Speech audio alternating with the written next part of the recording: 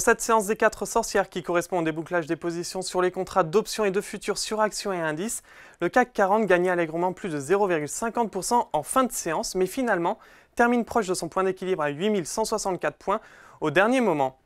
Les volumes d'échange sont plutôt conséquents, s'élevant à environ 7,92 milliards d'euros sur la journée. Aujourd'hui, peu d'événements ont marqué la journée, à l'exception de la publication de l'indice préliminaire du sentiment des consommateurs américains de l'Université de Michigan pour le mois de mars 2024, qui s'est établi à 76,5 comparé à 76,9 le mois précédent.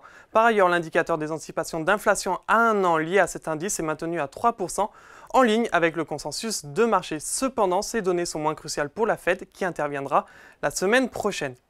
En ce qui concerne les valeurs du CAC 40, Stellantis se démarque avec une progression de 2,54%.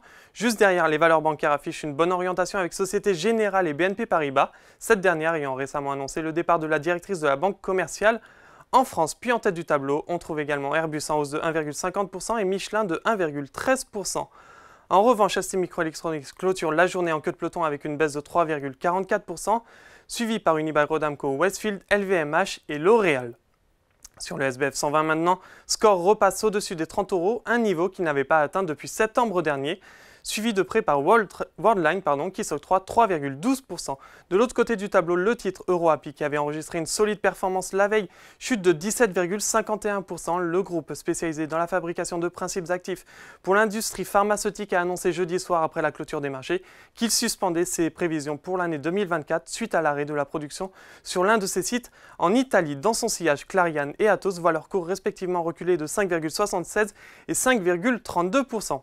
Et pour clore ce débrief à la clôture parisienne, Wall Street est dans le rouge avec le Dow Jones en repli de 0,48% et le Nasdaq de 1,12%, pénalisé par Adobe qui chute de 14%.